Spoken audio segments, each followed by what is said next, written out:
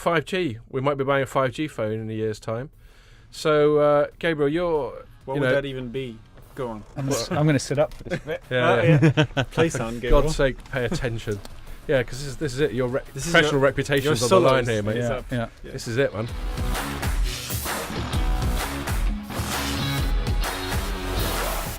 Hello and welcome to another Telecoms.com podcast.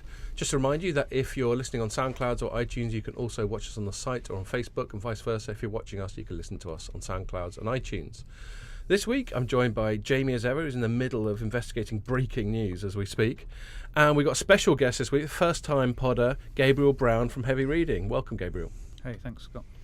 So, this week, we're going to be starting off by talking about T-Mobile US and Sprint finally getting it on after what's probably the longest courtship ever. Then we're going to talk a bit of sort of proper 5G with Gabriel, because he actually knows about this stuff, unlike us. And then we're going to finish off by this breaking news that our breaking news correspondent Jamie's currently researching about Telecom Italia and all sorts of corporate shenanigans that are going on there. So yeah, T-Mobile and Sprint, I think I've probably, just in the 4 years I've been doing this, I've probably written about 3 or 4 rounds of T-Mobile Sprint rumours, and they've always sort of fallen on their face. It always seemed like a reasonably sensible thing. They're the 3rd and 4th major players in the US. Markets generally consolidating. T-Mobile's doing quite well, but Sprint's been sort of struggling for a little bit. But they just could never quite manage it. They were trying to decide who'd be in charge, who'd have the greater share of the action, and all that sort of thing. But now they seem to have sorted that out. And my gut feel, I'll pass it to you first, Gabriel, and we'll ask Jamie as well. My gut feel is maybe they've sorted it out because now it's quite clear that T-Mobile is bigger and stronger and more successful than Sprint. So this sort of who's going to be the daddy in the relationship was kind of sorted out. What do you reckon? Yeah, kind of. I mean, I think it's one of those things where if you're talking about a market that's a few thousand miles away in America, that's kind of to whether they should merge or not, whether it's good for people. Yeah, it's kind of, we can address it kind of theoretically, academically, but right? Because we haven't got a stake in the game. Yeah, so we don't really know how good Sprint customer service is, or what kind of signal you get on T-Mobile, or that kind of thing. Having said all that, we've heard about it a lot, haven't we? A lot of times. I think, to me, really, I think Jamie did a story or asked for a quote. For me, it's a gamble on would this be approved through competition regulation in the US? That's the big gamble. I think a lot of it's fallen apart through valuations, egos, who's in charge before. I think it's a gamble on the regulation. It looks like a kind of a not exactly elegant, maybe an inelegant but not disastrous kind of step back from the SoftBank guy. Yeah, Massa. He was all keen and he wasn't, and now he's kind of getting out of it. He's got other things to do. He's a busy boy, so he can retreat in. Not a particularly elegant retreat, but he's getting out with his hands reasonably clean. And he's just go, all right, then go on, then show us how it's done. Yeah. Now the question is, should it pass? Will the competition authorities let it go? And I think it's very finely balanced on what they're likely to do. You can certainly see good arguments both sides. I think whatever happens, I could understand the decision. I think they should let it go through. Do you? Yeah, I'm sort of in favour of it. Sprint's obviously struggling. I think unlike with it's not, but it has been doing better. You look at the last couple of quarters, and in terms of the performance of the network, when you look at, I can't remember what Root Metrics do a lot of stuff in the UK, but I can't remember if they're the ones that have been sending me reports for the US. There's but so many. One of them has been sending me reports about the US, and Sprint is closing the gap on the other 3. Okay. I was thinking more in terms of subscribers. They seem to be going in the wrong direction. But the last couple of quarters, they've been in net gains. Have they? Okay. Claire or Marcelo, whatever his name is. Yeah. He's done a good job there. It took him 18 months, and he's a different type of character to Leger, but the last 2-3 quarters have been, a lot more positive for Sprint. I mean, they're still the poor man's version of a carrier. The 3 of the US. Well, yeah. Yeah, one thing to Lots of think about though, sprinters. it's not what's good necessarily for the carriers or that carrier's owners or shareholders or even Yeah. the industry. It's like what's Good for the market. what's good for the consumer. Yeah. You know, the American consumer who wants, some of them want a low cost plan. Well, And so generally competition, at least either you have price competition, or at least it keeps in check exorbitant fees. So Yeah. if you look at across this sort of it's a 4-to-3 merger, which is a basic pattern which you had in quite a few markets. Indeed. well, And if in you, Europe, if they you don't like listen that. to Leger, it's a 0-to-1 merger. Yeah, but you know, Is that one of the things he said? That's one of the things he yeah, said. he is a meister of spin. I mean, Yeah, between. he's So- amazing. So I don't know. I think, but you could say for all the reasons you said. Yeah, there's reasons to let it go ahead, and you couldn't really complain too much. But I think you have to kind of decide what's. Say you have you have a digital economy kind of thing. Everyone wants to use online services, right? Yeah. So you have to have plans and access to people with all pockets. You know, whether they can afford $80 or $100 or $25 a month, and so. That's the thing that I would be a little bit concerned about. Fair enough. I mean, I'm not convinced that I'm not convinced that the regulators will let it through. First of all, I think that they'll be so paranoid about the lack of competition, the lack of undercutting, the lack of benefit to the consumer, which you're talking about there, Gabe. I'm not convinced that they'll allow the merger to actually happen. I think there's a very good comparison as if you compare it to Canada, and Canada has got 3 major telcos, and their pricing plans are pretty much identical. So I think that is a massive point against the merger. I think if logically it says the consumer might get screwed out of this, but I think that everyone is forgetting about John Leger.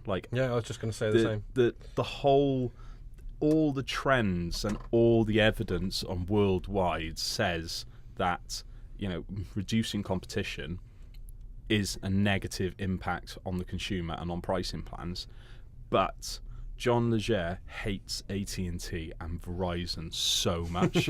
I mean, I can just see him just going, right, do you know what? I'm going to continue to screw them, and I'm going to continue to undercut and steal customers until T-Mobile is by far and away the biggest brand out there. I think he's vowed not to cut his hair until they're dead. Yeah, and I think he just hates them so much. I mean, logically, you look at all the arguments, and you've got to say it's going to be a net loss for the consumer. But I just think this is. John Leger is not like a CEO we've ever seen before. I'm with you, and also it's not just whatever kind of crazy ass personal stuff he might have. I think the reason T-Mobile is doing well is in among the mental videos he does, he's done a really good job of being the challenger brand of saying that we represent value, we represent transparency, we represent bucking the trend. I'm not the first to say he's like the Trump of telecoms. This sort of populist stuff. And why the hell would he stop doing that? And they've made it clear. Jamie, you wrote a bit that got a lot of reads this week about how in the Sprint CEO is just going to go upstairs, and he's going to be in charge of dealing with all these antitrust people and regulators and all the grown-up stuff, to leave Leger, or Leger, how you pronounce it, doing his idiosyncratic stuff. And that will make sense, because why on earth, when this strategy has gone well for him at T-Mobile, would he not continue with it in the combined operation? And I agree with you that would probably still would lead to quite aggressive price competition, and thus a continued competitive market for consumers. But this is the problem. This is the problem with bureaucrats and legislators and regulators. They have to make decisions. You can't look at you can look at these sort of situations and say, right, because of this sort of thing, someone's calling me, just got rid of that, because of... Yeah, don't let's get in the way of your social life, mate. Just speaking up. Yeah, because of John later, Leger, we're going to allow this to go through. If you look at all the evidence, they're quite legally minded. They look at evidence, they look at precedent, they look at sort of action and results from similar situations around the world. You can't say that going from 4 to 3 is going to be good for the consumer. No, not necessarily. Well, It's a balance, though, isn't it? I mean, I started off with that view, but I think you can make the case that it is good as well. I mean, it's very finely balanced. Yeah, well, so Europe's quite dogmatic about not going for 4 to 3. Well, like here in the UK, they wouldn't allow O2 and 3, and they wouldn't allow Wind market, and 3, right? I think, or did they? Yeah, Netherlands is facing problems with T-Mobile trying to get out of the Netherlands, aren't they? So. But then Germany and Austria, they did, and actually that's markets where prices have gone up subsequently. Yes. Do you have a view on what optimal number of MNOs in a given geography? Well, thus far, 4 has been very good for the consumer. You saw that in France when it was 3. France had very high prices when 3 came in, and for France overall, it's been terrific because for the consumer. Yeah, people. But the incumbents have all been moaning like anything. It really changed the status quo, though, didn't it? But I think it's also things are changing a bit. I mean, that was a period where mobile was in growth. These were growth companies. People were getting their first phones or smartphones. It was kind of a new thing. It's a matured sector. I mean, people are kind of, dare I say it, becoming a little bored of smartphones and all that kind of thing now, right? In general, there's no exciting new designs. That's for sure. times change, times move on, and you could certainly say, well, Sprint and T-Mobile are kind of undergunned relative to Verizon and AT&T and capex budgets, and and you look at the subscribers; they're a lot lower as well. Yeah. So if they're going to do it, now's the time, because the 5G build, as Jamie was saying, the 5G build hasn't really happened. This happens a lot, especially we've seen it so many times in European market when they talk about a network share or something like that. You have to do it at the start of a new generation. Yeah. Otherwise, everything gets built. Too interdependent.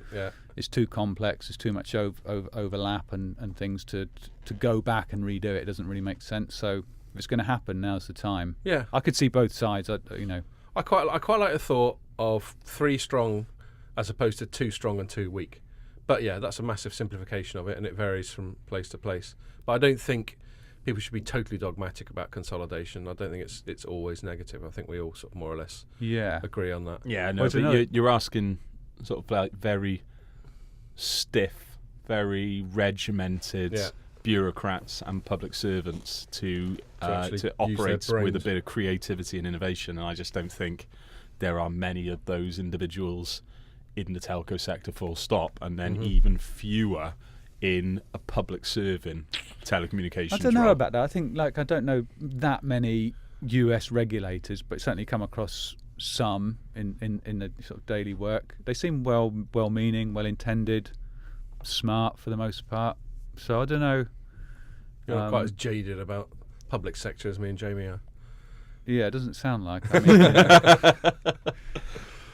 I think it's hard for them to toe the line, right? Because how they, maybe that makes them a little bit more reluctant to wave something through, because this is this is their kind of their moment, right? Well, you got to. I mean, I guess it's. I mean, my view on it is that these guys are being paid by taxpayers' money, so generally, people who are in public serving roles are more afraid of getting something wrong than they are searching for the right answer. Yeah. So the negatives outweigh the potential. The risk of negative outweighs the reward of positive in their decision making is what I found, and I think it is going from 4 to 3. It's a massive risk because there's no going back. If you approve it and it turns out to be an absolute shit show down the road, you can't turn around and go, actually, we don't like this. Back you go. It's an irreversible decision. Well, there's one more wild card in anything to do with the States right now, which is Trump. Now, I mean, surely he can't I don't know, do an executive order on. Well, he's been getting all involved in AT&T and Time Warner, hasn't he? I don't think he'd do a direct executive order, but he can still have softer influence. So the variable there is he hasn't said anything yet. No. And I bet he likes the way Ledger goes about his business. He might just go, he's my kind of guy. You call it Ledger now? Leger. Well, I think that's how you pronounce it. We say Leger because we're all a bit French over here, aren't we? But I think the Americans go Ledger. They're just straight up. They're not having any of this acute accent nonsense over that side of the pond. Actually, Pierre, while you're on, complete tangent, but I thought I'd bring it up as you are the owner of iPhone X. everyone was going, "Oh, I bet they're selling hardly any of them because they're so expensive." That's not true. I hear no, the exactly. opposite. Where's okay? Well, that's what I'm telling you. I wrote about it this week. They've sold an absolute load of them. So it doesn't matter that they cost $1,000. Everyone's buying absolutely loads of them. Yeah, didn't they say that the market share grew even though the S9 had come out for several months? No, they did just fine. Yeah. Looking at the numbers, there's rumors. I just wrote it today. They're 4 of the top 6 actual models globally in Q1 were Apple. Even the 7 sold more than anyone else, apart from other Apple ones. Yeah. So yeah, they're doing just fine. They're not short. But it's funny. Look, in this room, I'm the only iPhone. It's 3 Androids. Yeah. What have you got, Gabriel?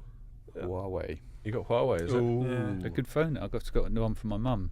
Did you? My parents got Huawei. That's an endorsement. They're really good. £130. Oh, that's no. That's the top the new Huawei ones. One, is it? I don't even know what it's called. To be No, honest the top new with ones you. are about black. £800. It's £130. Yeah. One thing's for sure, we're not going to be buying any ZTE phones for a little while. Oh no, you didn't. Too soon. Okay. Too soon. Yeah, just thought I'd bring that up. Okay, I think we've done that one. 5G. We might be buying a 5G phone in a year's time.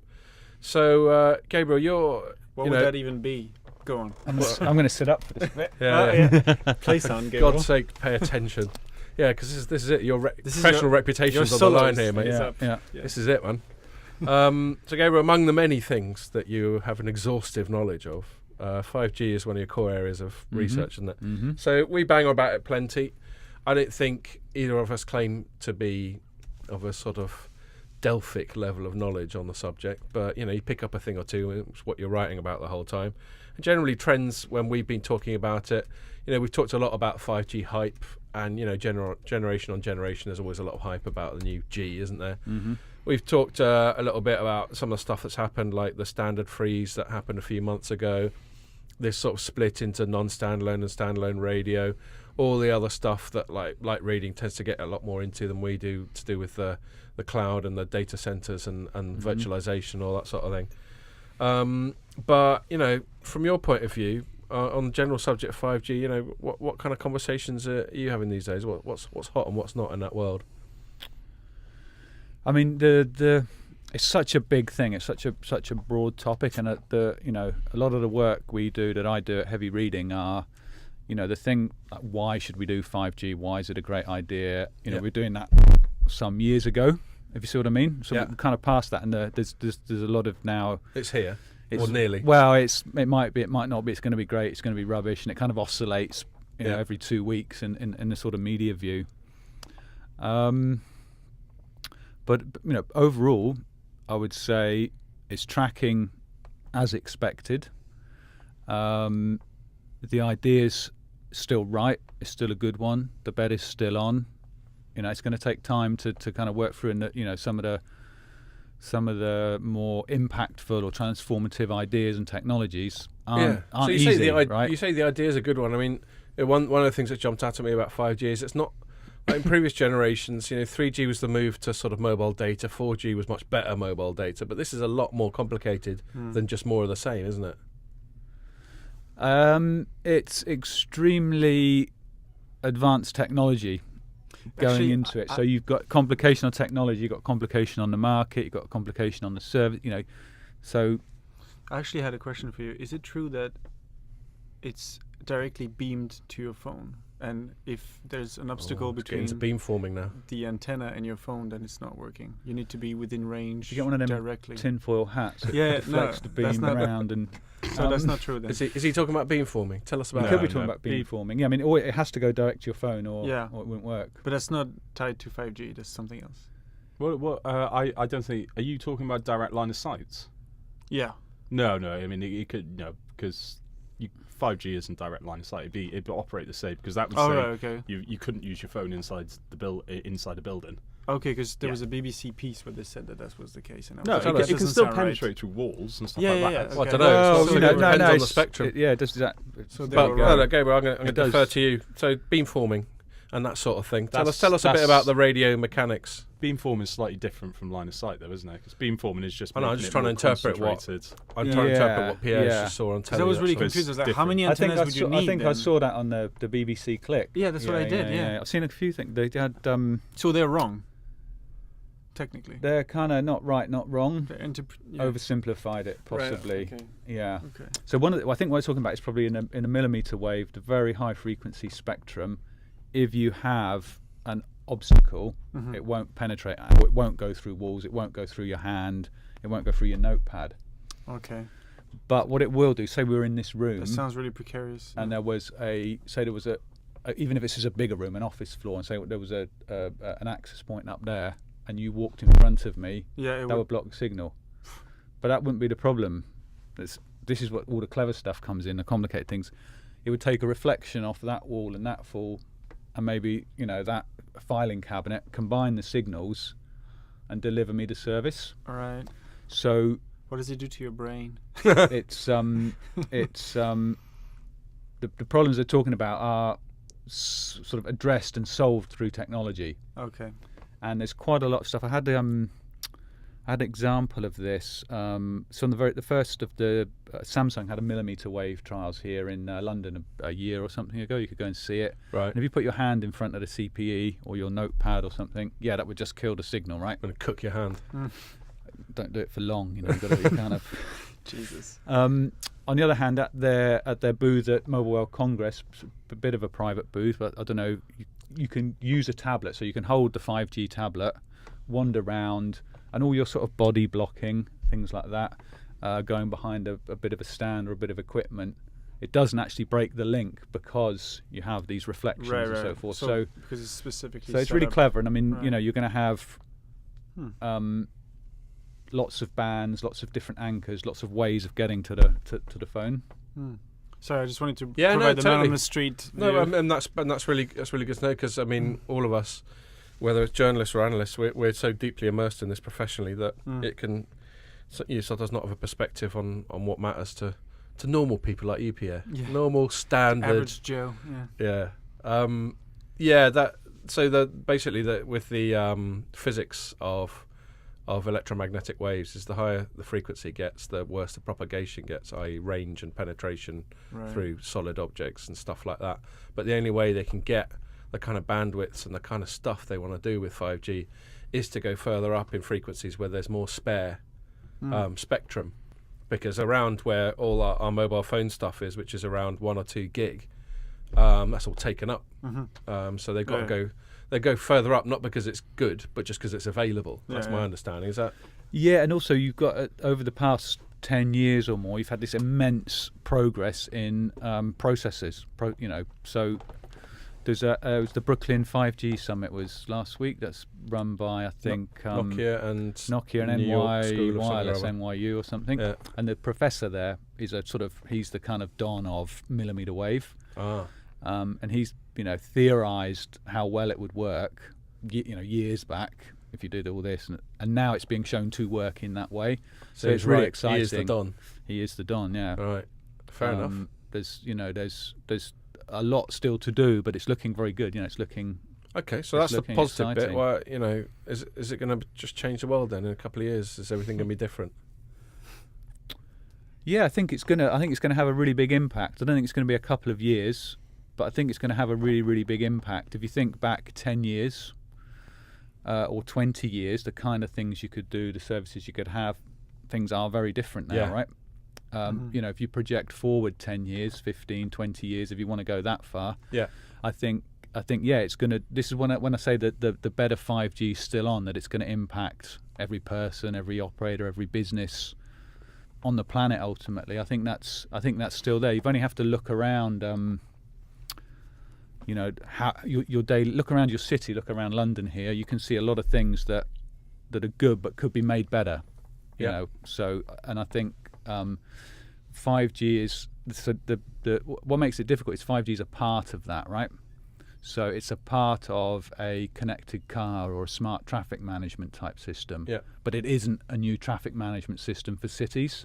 Right. So the problem is, how do it's a part of that. Yeah. And it can help it's components and enabler. Yeah. So it's going to take time for all the bits and pieces to kind of build up on the basic technology platform. And are there any particular sort of use cases or stuff on the horizon for 5G that really excites you, or that your sort of clients and people you speak to ask about a lot? Are there particular areas that we should keep an eye on? Yeah, I mean, there's a bunch. There's a ton actually. The first thing that people think, oh, that's a bit boring, is this, better broadband, better mobile broadband. Yeah. People are like, it's just better mobile broadband.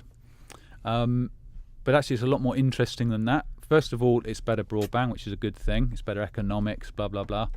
And one of the things you kind of observe is as people have unlimited plans, as they have better broadband, they start thinking, well, I'm going to add more devices, I'll add a tracker or a TV or a plan for my car, or there's a whole bunch of things that with better economics, lower unit cost, you can consume more and have more services as the customer. So I think just that thing that everyone thinks is boring is actually going to be those economics, sort of unit cost economics, change sort of thing. So kicking off the smart home or something along those lines. All kinds of things and this is one of the things we don't really know. But at the moment, I don't know if you guys have a car or a bicycle or whatever, but it's probably not connected, right? No. And all right, you've lived fine without it. Works. I feel like only Teslas really are connected. Yeah, but you could easily see how most vehicles will be connected in 10 years. Well, they were saying that's the big problem at the moment. They were saying like the big. I can't remember where I was reading it, but they said by the time you get into your car, your infotainment system is already a couple of years out of date. So when the car has been designed, and the actual mechanics of sort of like building the dashboard and the actual space for the computer, by the time you get that in, it's out of date. Yeah, development cycles in cars are very long. It's out of date. It's about 2 or 3 years old. Then, for instance, it's not connected, so you're relying on software which was developed 2 or 3 years ago. So infotainment systems are absolutely awful because they're 2 or 3 years. Yeah. Like think about what our smartphones are like, or what the like what was it like? Online banking was like 2 or 3 years ago. It was it's no wonder cars are so connected. Car is so crap at the moment.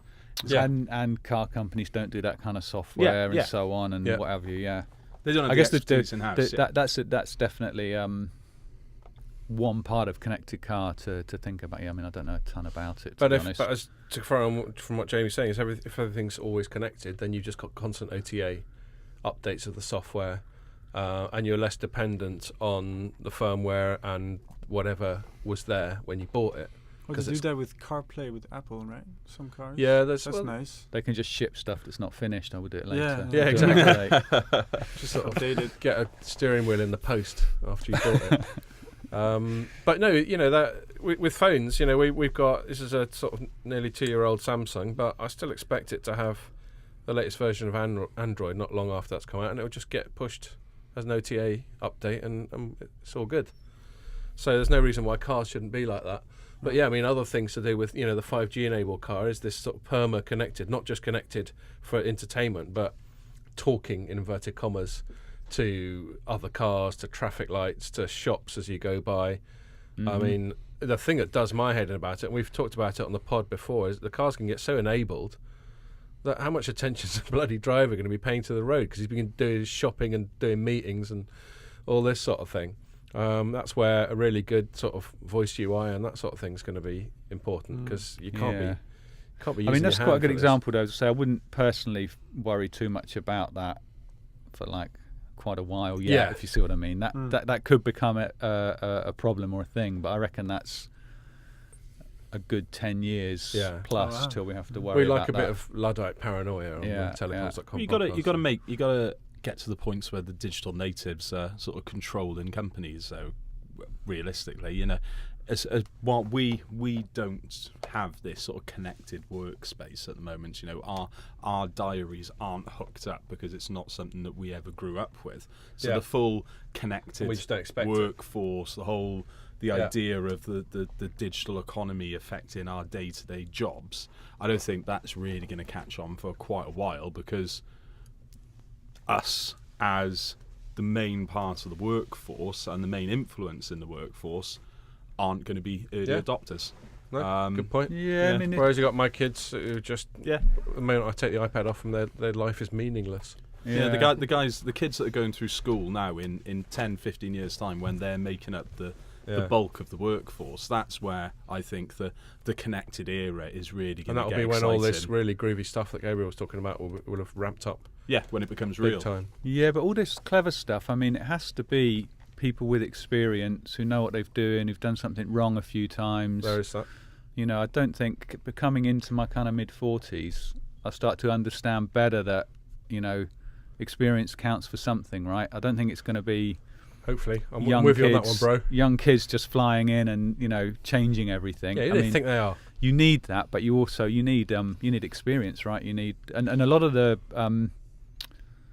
best companies, the really successful companies you see in online, in cloud, you know, they have at their core all these experienced, very able software engineers. It's not all youngsters. That's a bit of a myth. I don't mean sort of like developing the actual technology.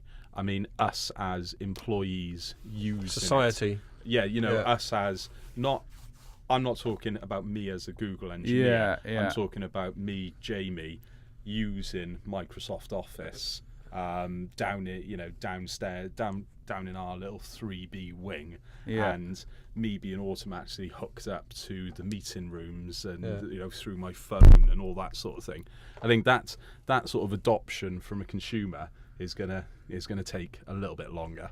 I've got one more question for Gabriel before we move this topic along. I know. We're winding Pierre out by banging the microphones the whole time. Sorry to anyone listening. To all the listeners, you're winding up all the listeners. Sounds like they're listening to some drum solo. So in the next couple of years, so we talk about hype, and in 10 years' time, it's all going to be amazing, and I can't wait. But what about in the next couple of years? People have been banging on about it at Mobile Congress. They will again next year. Yeah. Anything fun coming up in the more sort of short to mid-term? That's a good question. I think in the short to mid-term we get smartphones, and we kind of have you heard of this phrase, phone board? Phone board. Phone board. This is what a lot of the youth, as it turns out, are talking about. Right. Is they sit there scrolling through their Instagram, through their this, through their that, bored, and they're unentertained. It's called phone board, which is so even all these millions of apps, it's just not doing it enough for them. It's not stimulating enough. Yeah, that's the phrase that they're using. It's so in the next couple of years, I wouldn't say we're going to have smart cars or self-driving or. But we might have more exciting phones. Automated cardboard, robotics, things like that. I think we're in the development phase for all of this right now. I'm doing. Who do you think is going to be first? What country to get consumer 5G services? Probably the first is going to be, depends how good you want to call it. It's going to be like Korea and the US are sort of plugging away. For me, I'm looking at Japan still and Docomo and the 2020 Olympics. That's been for years the benchmark. Right. Not China? They're right up there, aren't they? What they do, well, I think it's going to be Docomo in Japan. Okay, fair enough. Pull off the first proper large scale thing. That's the cool. That's the benchmark. I think the if you want to get into sort of nationalist type stereotypes and things. Yeah, why not? We like a bit of that. I think the ones to watch here are the Germans. Right. Nice and efficient. Well, they've really taken this idea that 5G isn't just a consumer technology. It's going to be for, they have a big car industry, of course. Deutsche Telekom hosted an online event last week. They had quite a lot on connected cars. Oh, we didn't mention that in the context of 5G, but they've been whacking up some antennas and all that sort of thing. So they've already started putting some. Yeah, that's kind of, everyone's doing pretty much that. You can find dozens of examples of that now. But they're also doing, there's a thing called Hannover Messe, which is an industrial trade fair they have over there. CeBIT. God. And at that event a week or two ago, there was something put together called the 5G. No, CeBIT is in June, actually. Is it? God, it used to be in March. It's not CeBIT, it's an industrial type fair for like production line automation. CeBIT's also in Hannover Messe. It used to be in March. But all right, fair enough. I stand corrected. Sorry, what were you saying? It's not CeBIT, so let's move off that. Yeah. Can't it be a CeBIT a bit? See a bit. It's that kind of thing. It's a big. It's a big show. Yeah. Anyway, they started this thing called the 5G Alliance for Connected Industry and Automation. Uh-huh. Obviously, a very catchy 5G ACII. It's a bit, but what it is, I have a big manufacturing sector in Germany. World leading, productivity and all of that. And they've come together to pool their requirements as factory owners, smart factory developers, Very people efficient. who sell the machine tools, whatever. And they're kind of developing their set of requirements and matching that onto what 5G needs to provide so that they can run smarter factories, more efficient operations and so Yep. forth. So in those kinds of areas, they are enough. kind of getting their act together and kind of collaborating and, doing quite well. Fair It's all a bit Germanic. But Indeed. So, Pierre, what about French? Why aren't they doing anything? I have no idea. If the Germans are sort of efficient and organised, what are the French? On strike. Excellent. Good answer. Right. On that note, what about the Italians? So there's a lot of fun stuff going on in Italy at the moment with their big national telco, Telecom Italia, now known as TIM. It's like the opposite of Prince, isn't it? The artist formerly known as Telecom Italia. And they a big French conglomerate called Vivendi, or is it Vivendi? No, That was just bad, wasn't it? Okay. sounds Italian. They've been buying up about a quarter of their shares, but they've been trying to exercise more influence than that shareholding apply, i.e. sort of pretty much run the direction of the company. And that was all fine. I mean, that was within the rules. It seems a bit dodgy to me that you should at least have to buy the majority of the company before you start bossing it around. But there we go. I don't make those rules. It's a nuance in Italian law Is it? to encourage larger shareholdings. Okay. So to encourage larger shareholdings and promote stability in companies with larger shareholdings. So the larger shareholder gets more say in the boardroom. So Fair enough. yeah, so Okay, it's cool. to encourage that. So they've been. So that's a product of what you just described, Jamie. And that was fine. And then this sort of activist investor group called Elliott just went, hold on a minute, we're not having this.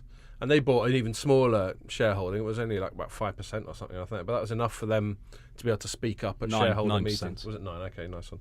I will hand over to you in a sec because you know far more about this than I do. I'm just doing a rather long-arsed introduction to it. And they've basically challenged them and just gone, we don't like the way you're doing it. And there was a shareholder vote today to see whether the slate of board members that Elliott put forward was going to prevail in the board or that of Vivendi. So Jamie, we haven't even written about it yet because it's breaking. Of course, by the time we publish this next Tuesday, it won't be breaking. But anyway, why don't you tell us what the result was and what the implications are?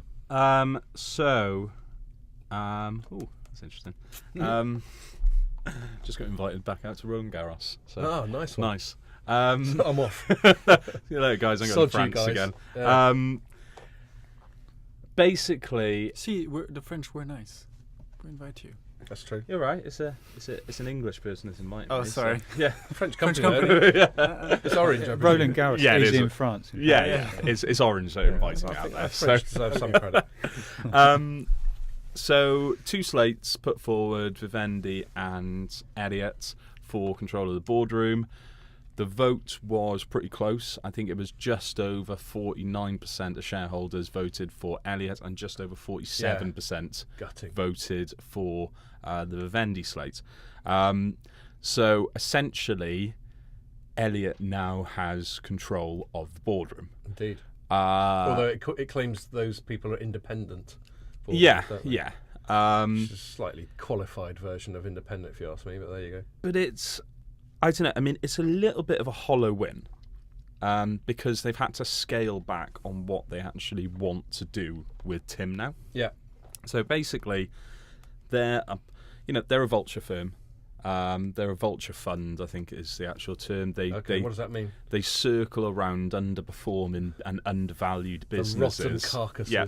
And then attempt to reinvigorate share price before selling off. Pump and dump it, essentially. Right. They tried it with National Express a couple of years ago, and it didn't really. They tried exactly the same thing with National Express. Come in with a minority shareholding, make so much noise to try and get their own way. They do it like all over the place, but they failed with National Express, but they've won here. Right. The problem is that they need stability otherwise their share price goes down. Yeah, And the objective of Elliott is to buy low and sell high. indeed. If, for instance, they got all their own way from the very beginning, Amos Ganesh, the CEO, general manager, whatever you want to call him, said he's had enough. He would be out. Yeah, sod this. Elliott themselves, to be perfectly honest. And, because what is worse for share price than having your fourth CEO in 18 months? Yeah.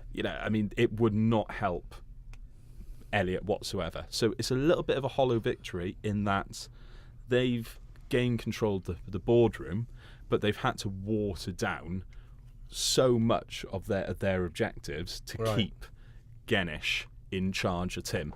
Because he's, everyone loves him apparently. Why is he so great? He is apparently he's just a really good CEO. And he's come up with a big cunning plan for Tim, hasn't he? Yeah, it's their Digi-Tim plan. He's like the architect of Digi-Tim. Did he come up with that name? Yeah, well, I'm sure Clearly it sounds names are one of his strengths. It might sound a lot better in Italian. I don't know. That's what it sounds like in Tim. But A French blending Italian accent. That's what this podcast's all about. But so he's in charge. He's stabilised the company. He's got this strategy which everyone is happy with moving forward. It looks like a really good long-term investment. All of them. At the time before Elliott turned up, all of the institutional investors were really happy with the Tim plan, the Vivendi plan, as it were. And it's just Elliott came in and screwed it around a little bit. I was a bit surprised that Elliott won. I thought they were rank outsiders on this one. From the people that I've spoken to, there was a bit of, we kind of think Elliott's going to win this. Oh, right. So, that's a couple of phone calls that I've made. You're less surprised than me. Yeah. So there is. To be perfectly honest, Elliott is one of the most powerful, influential sort of hedge funds in the world. Oh, okay. It's in the top 20. I think it's ranked. I think it's one of the big ones. So it's unsurprising that they've won because they do this so often, and more often than not, they get their way. Right. And they make a load of money. Just like that Axelrod. Have you ever seen Billions on Netflix? I was about to say, yeah. Yeah. I've just started watching Axe series Capital. 2 of that. Yeah, that. Right. So he's a proper hedge fund dude, and they're seriously sort of bright alpha. He'd come in Take to no prisoners, people. a Snickers bar, company, and would ask them to change the recipe back so that the product would be better. Yeah. And that's it. That's These guys are ultimate capitalists. Yeah. It'll be interesting. Gabriel, what do you make of all these sort of corporate shenanigans? Have you sort of kept an eye on this at all? Not really. It strikes me that not that many people think they're going to make a killing buying Telecom shares. So, No. If they do, presumably all the other shareholders win. Yeah. But capital appreciation isn't generally what you associate with a telco holding, is it? You want dividends and all that kind of stuff. Sort of safe blue chips. Yeah. Well, I think that's what. So Elliott's went in. They said basically they recognise. I think this is the vulture fund thing. They recognise that Tim was probably and has always had this reputation as one of the poorest performing incumbents across Europe. Mm-hmm. It probably, if it's sorted its act out. Performing in what sense then? Share price performance or in terms of sort of cash flow or what? As in sort of like profitability, how good their network is, how satisfied their customers are, future prospects. For instance, starting up another brand in another international market like they've got in Brazil, for instance. Yeah, in terms of the actual overall performance of the telco, when you compare them to the other incumbents, it was always a bit meh. And then there's another. So I've got a research note here from New Street Research, and to back that point up, he says that before Vivendi came along, Tim was just basically underinvested in. It was a really poor network. They didn't really spend any money on the network. Vivendi came around and started spending money and improving the prospects. Then Elliott came in, and then all of a sudden they said, right, we're going to gut you want to separate your fixed line network, but still own it. No, we don't think that's a good idea. Sell all the shares off. We'll collect all the cash. Reintroduce a dividend. Sort of like start flash selling all the other assets. Let's get loads of money, pump the share price up, and then we'll get rid of it. And then we'll be off. Yeah. Yeah, and then they'll go, right, we'll leave a company. Well, but not necessarily, because if it generally, post like sort of Gordon Gekko type of fiction, the asset stripping and streamlining and all these sort of euphemisms for sacking loads of people, is generally viewed as bad, and it's obviously bad if you want people to get sacked. Although actually being made redundant if you've been at a company quite a while can be quite a windfall, but that's another matter. But if the resulting company is a lot more streamlined and more profitable and more agile and all that sort of thing, then everyone could be a winner. It's not just a matter of them dumping it and leaving this sort of smouldering wreck. How many telcos do you know are getting rid of their assets? Assets? Getting rid of their fixed line assets. Yeah, not many. Yeah. That's one of the cunning plans, is it? It's, long term, you look at all... But is that one of Ganish's plans anyway, or is this something that Elliott is making a big noise about, or both? They basically want to get rid of as many assets as possible. And just sort of lease them back. Well, yeah, essentially. They don't want to own the assets, because all of a sudden you increase the cash flow in a business. Yeah. You increase the amount of money that's actually in the bank through all these asset sales.